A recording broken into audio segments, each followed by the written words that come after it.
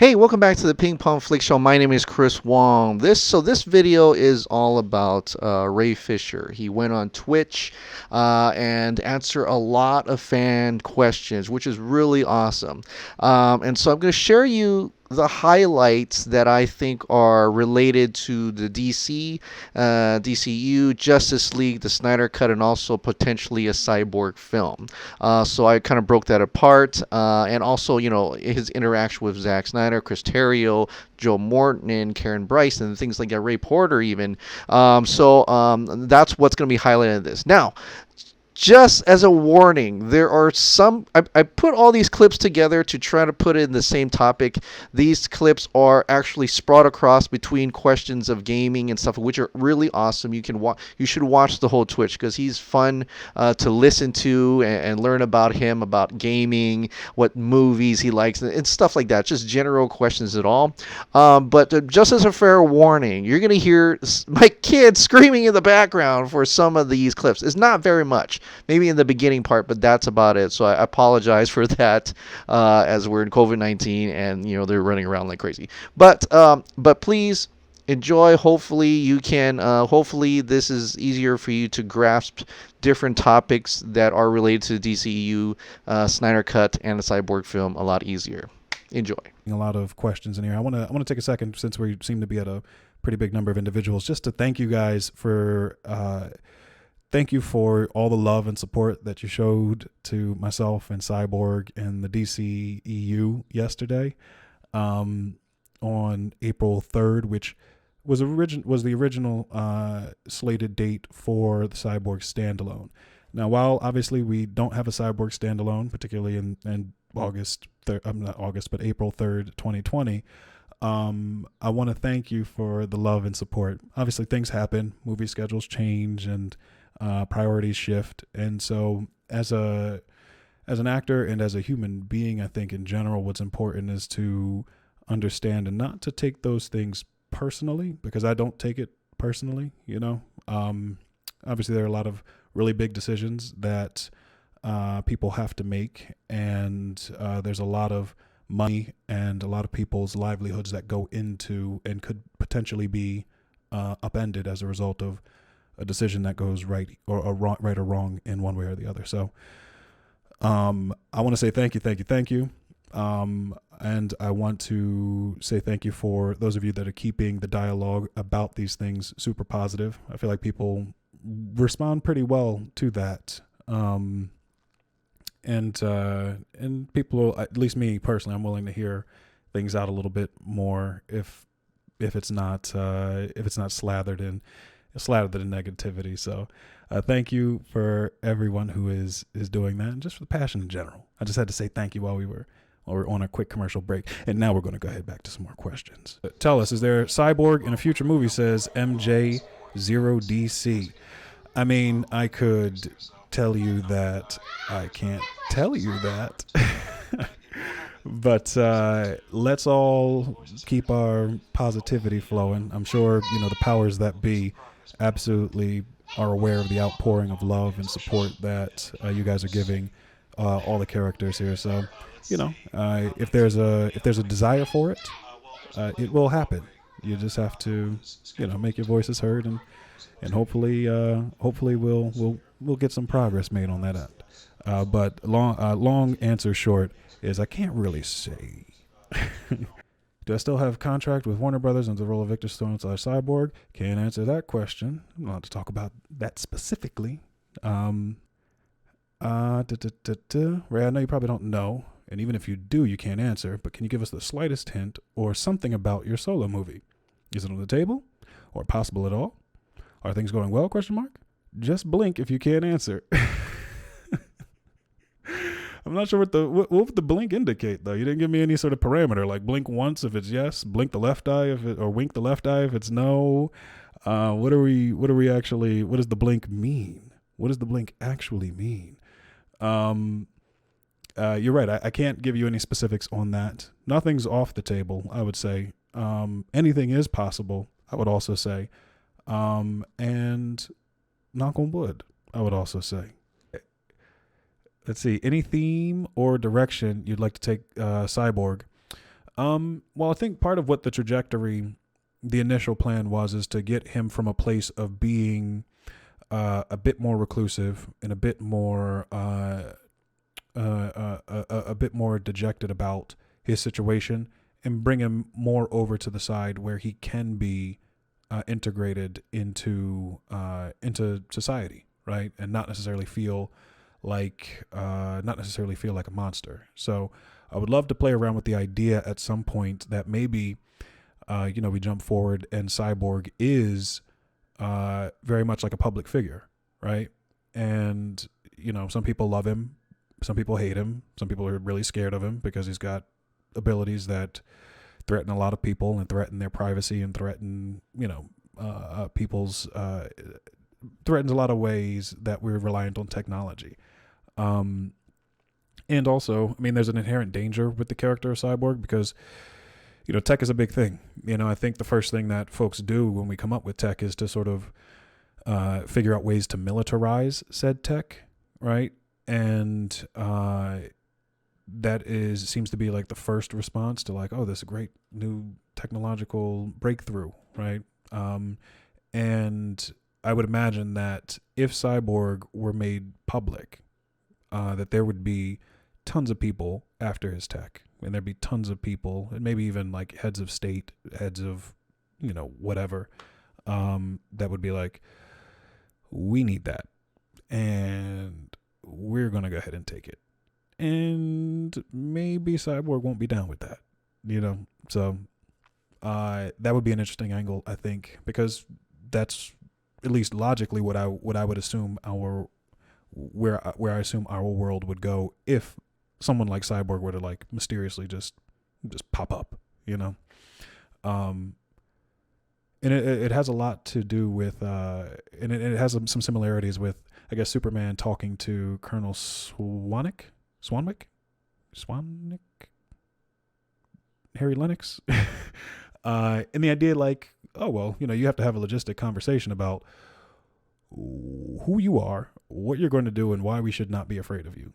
Right? It's a very real thing, and I think I could probably tell you what one of my favorite sequences from BVS is. Now that we're vibing on that, definitely when some of the folks are talking about what Superman actually means. Right? You've got Neil deGrasse Tyson, you've got some other commentators commenting on why we view Superman in the way that we do. Right? Because that's absolutely what would happen. It's like we'd have this crazy discourse about what it all means. Like our world is completely changed now, and dealing with the reality of that, I think, is something that's really interesting because it's not something that I don't think it's anything that we've actually explored in that film and TV space or even in the comic space, not in such a real world way, because it would literally make you question everything about, it would make you question everything you thought you ever knew. So yeah, that 2-part answer to that very long answer to that. My ideal director for the Cyborg solo film. I mean, if we can make it work, I think Zack and I would kill that thing. We would slay a Cyborg standalone film. If it weren't Zack, I'm not exactly sure because, it depends on the story. Obviously, the visuals in that would need to be like on point.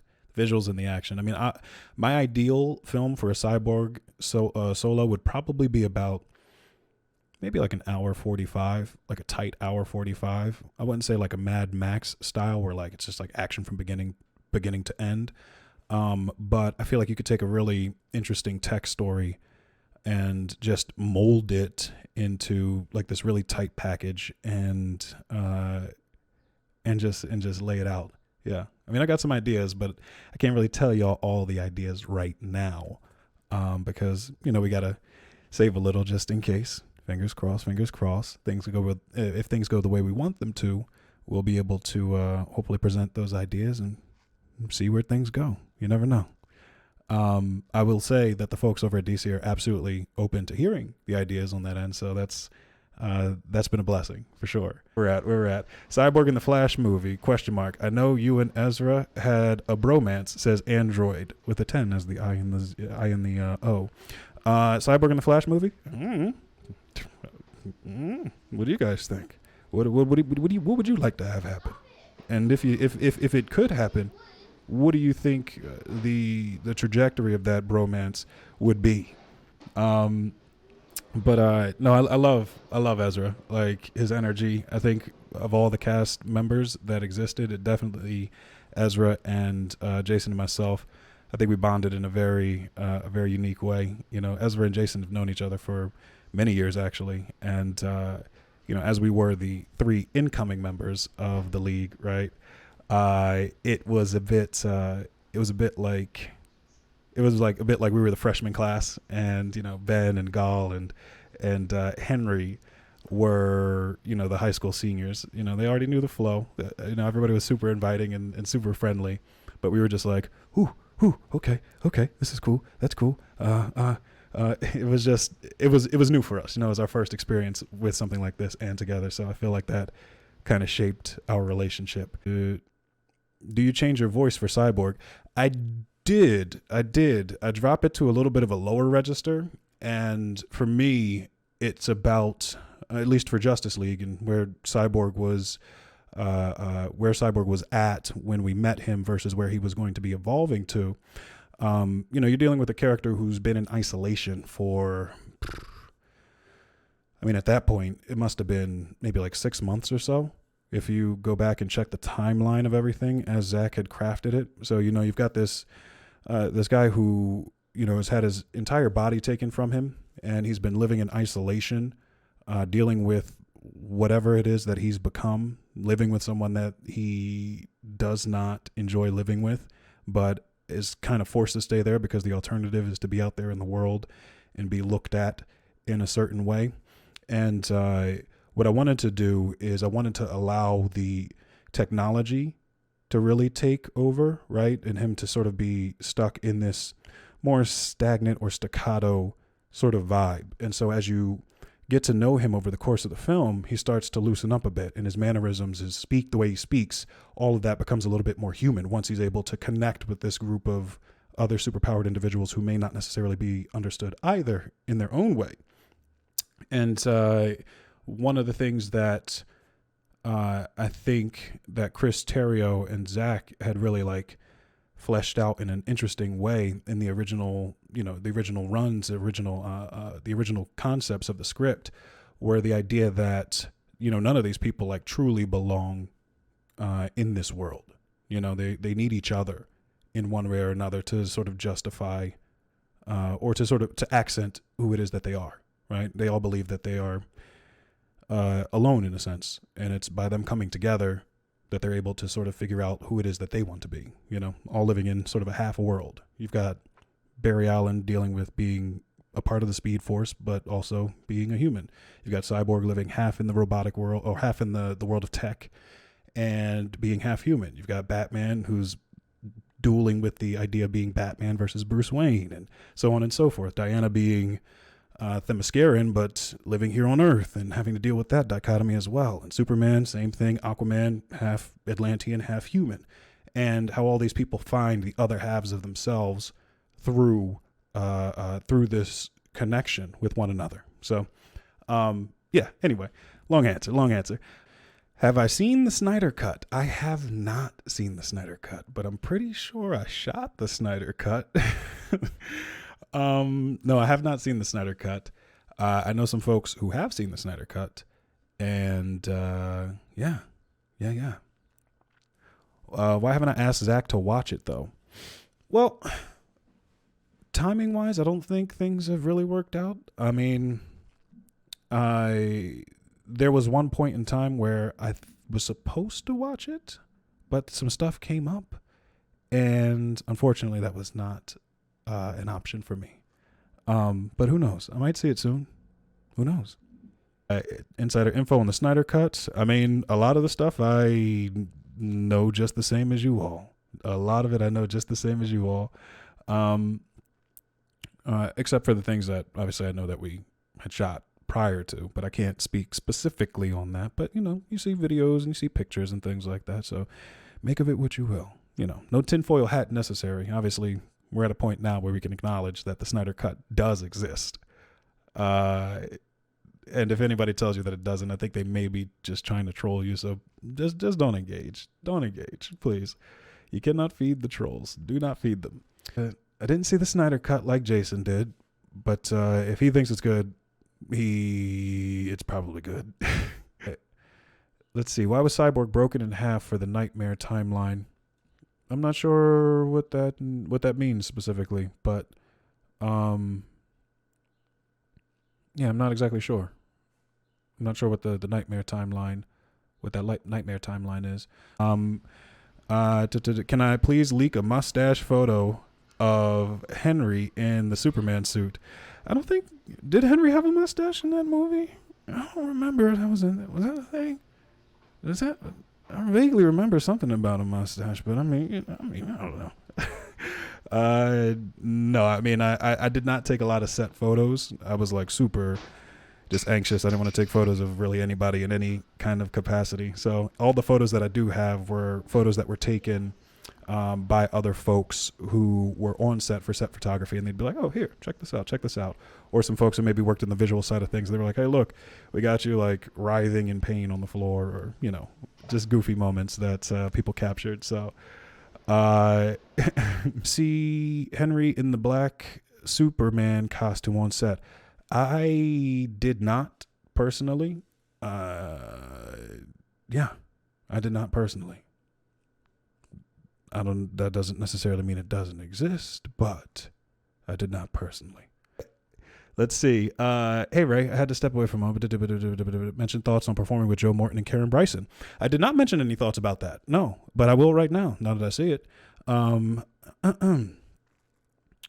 Both Karen and Joe. Karen is an English actor, and she is absolutely phenomenal. Absolutely phenomenal. I remember the first time we stepped on set together, because she and I had not met prior to us working on. It was a scene that takes place in a car. I think that was like the first thing that we had worked on. And you know, well, maybe you don't, but sometimes they have what are known as like pop-ups set up. So sometimes you might have a trailer. Sometimes it might just be like a tent if you're shooting, you know, in the sound stage. And so I walk by and I see a woman, you know, sitting, you know, looking at her script and all that. And we hit it off like immediately.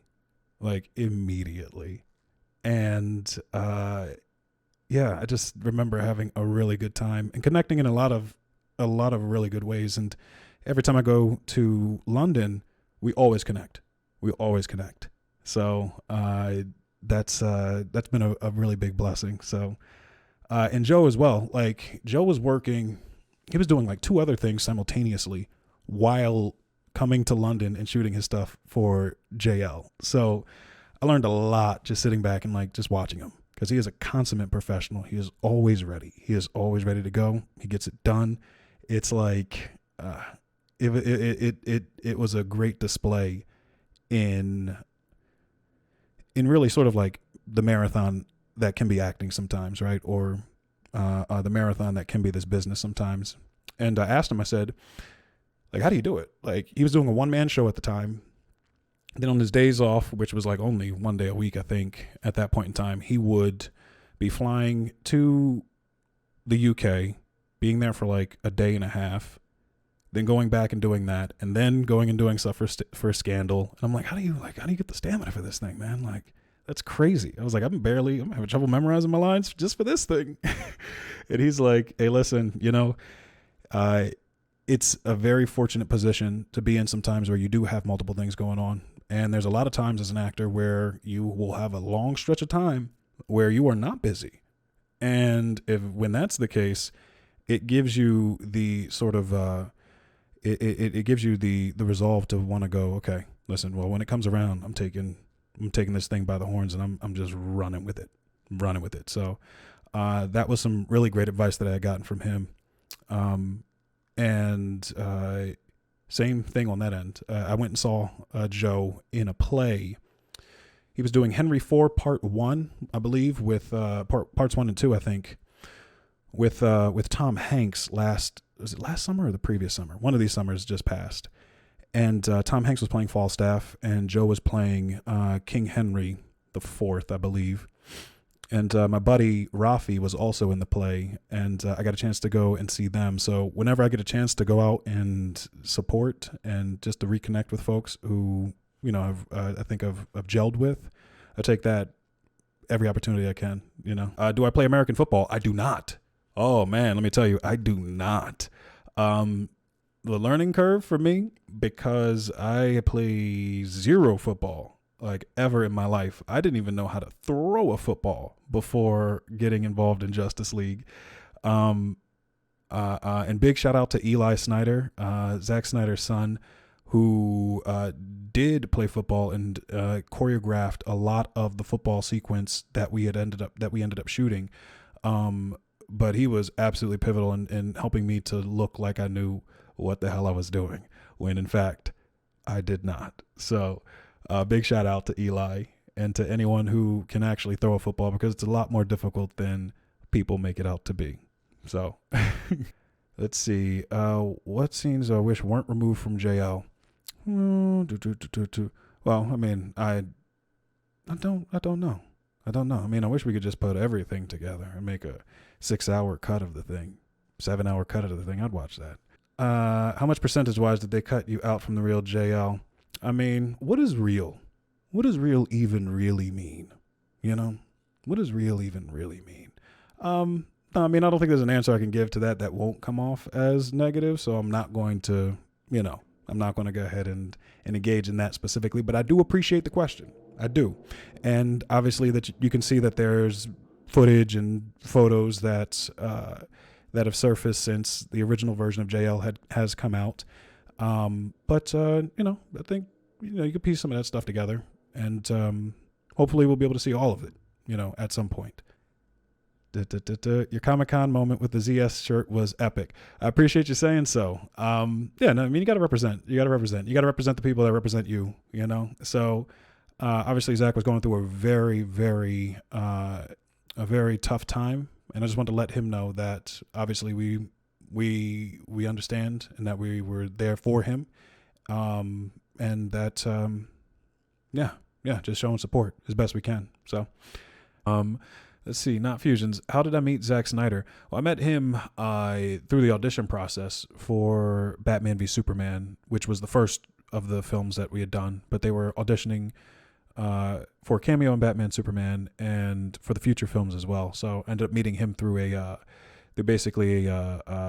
through a test process, and we hit it off like in a really organic way, just like love of comic books kind of way during that time. And the rest is kind of history. What was something I enjoyed when working with Zack Snyder? I enjoyed how much he actually loved and cares about these characters. Like, there's a lot of like, I mean, there could be a ton of apprehension. Obviously, you're going to go shoot a big budget film. You got a lot riding on this thing. You've got a lot of obviously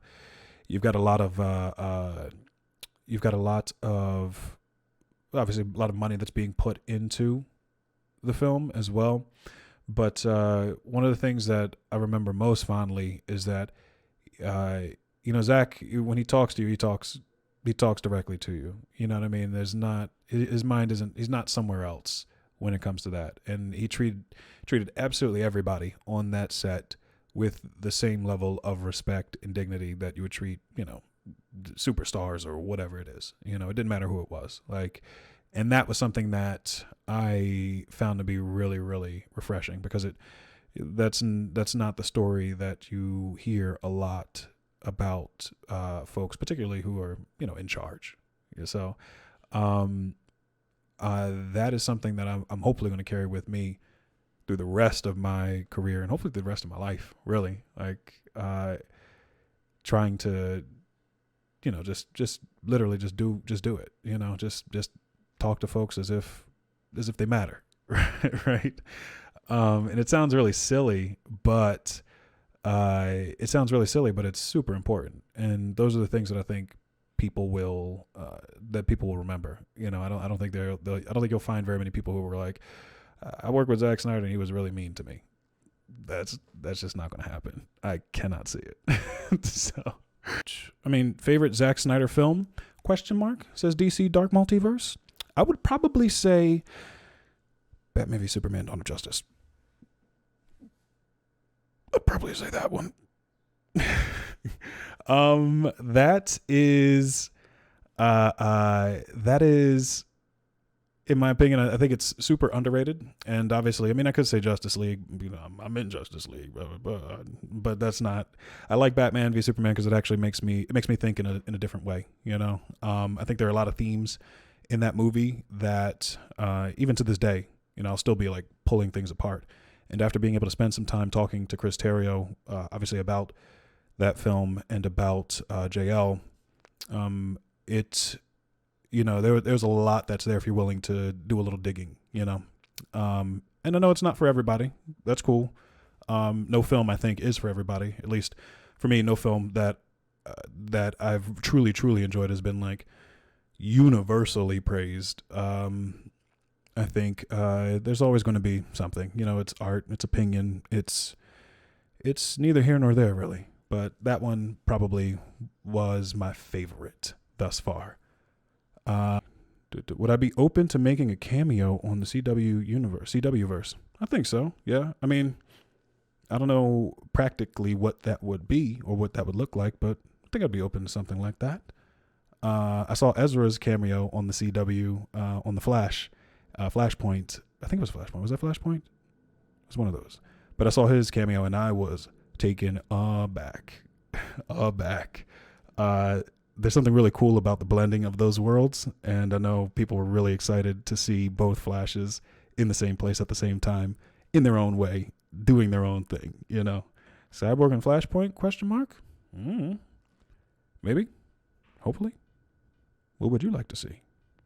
Let's see. Can I talk about my time with Chris Terrio? I can. I could talk I could talk at length with my time with Chris Terrio. That guy is really smart and he is a really decent dude. Like, I got to spend some time with him in New York for a bit after I was cast as Cyborg because, you know, we were in very close proximity to one another geographically.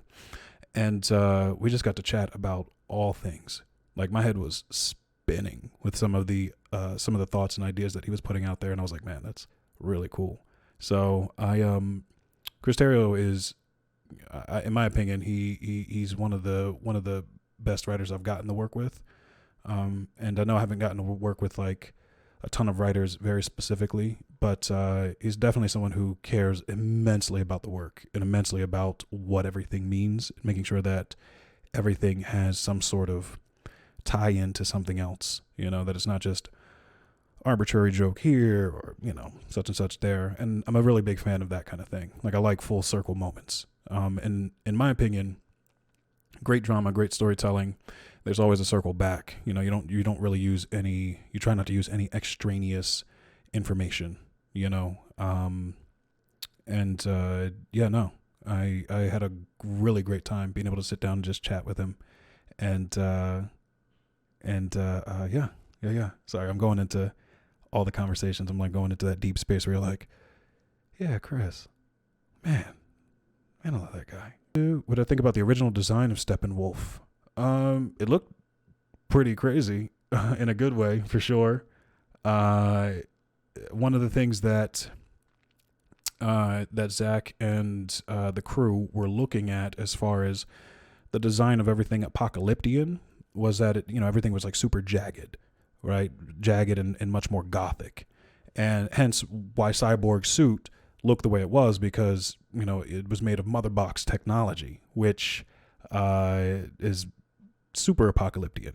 So in what it is that we were working on originally is this idea of like, well, can Cyborg be trusted? Can he not be trusted? Like, are these mother boxes calling to him? Like, we're not sure exactly where this guy stands because he doesn't know where he stands. And, is he human? What's actually going on here? I mean, that coupled with, and I think you see a little bit in even the theatrical cut, when Steppenwolf is talking to Cyborg and he's basically like, you're born of her. Yeah. I think there's some really interesting things you can do with that, right? It's like, are you what you physically are? Are you what you mentally are? Can you overcome the physical side with the mental side and vice versa? Like, what is it that makes you you? So, do I think the Twitter event last September was noticed by the higher ups? You may have to refresh me as to which event that may have been. If that was the release, the Snyder Cut event, then I would assume so. I mean, people always have their eyes open for that kind of stuff. So, I mean, you hear people joke sometimes about like, oh, well, I can't say this, otherwise like the little Warner drones will come in and just like me in the neck, and I'll just be out. It's not exactly like that. I think that's a little hyperbolic, but no, people are always watching. I mean, there's tons of people who work in all different departments. Some strictly social media, some on the print side, some on whichever side. And, I'm sure people did. A book is being written about the Snyder Cut movement. Wow. That's great. Would I consider being interviewed by Sean O'Connell and having my words in the book? I would consider it. I'd have to think about it for a bit and do my research, and just come to understand exactly what that would be like, the auspices of that, because, everything that you kind of say and do, you do have to be a little cautious, because you don't really know how things are going to actually be used. So I do tread a little more carefully when it comes to that stuff. I feel the same way about, putting myself out there on record in the same way that I do about how it is that I choose projects. You got to choose your words specifically when you can. Sometimes you got to play the game when you can, or when you have to. But for the most part, I try to really keep a tight grip on that kind of stuff.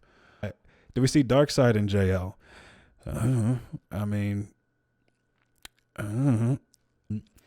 Let's see. Have I met Ray Porter? I did meet Ray Porter. I actually met Ray Porter.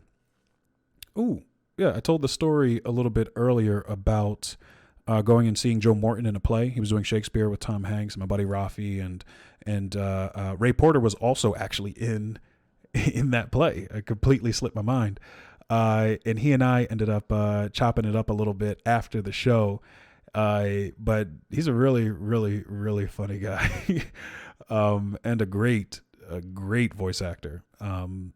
Just period. Great actor, great voice actor. And so, they were in the same play, which was, it was kind of trippy, actually. Release the air cut? ? Perhaps I've heard some things about him. I want to thank each and every one of you for the support and for the love and just the consideration. Obviously, the internet can be a pretty dark place if you let it. And so I want to thank you guys for making it a little bit lighter for me. So that was Ray Fisher, a.k.a. Victor Stone, a.k.a. Cyborg, thanking the fans in his closing statement. And I just want to add that please check out his Twitch channel. I think you may be able to watch it on his Twitch channel, the entire interview. He also mentioned that he also has a YouTube channel, so I'll try to find that and link that the whole thing on for his YouTube channel. And also, he said that he may do this again. So maybe next weekend we get to interact with him again on the Twitch channel. So thank you so much for subscribing. Thanks so much for watching. I'll see you next time. Bye.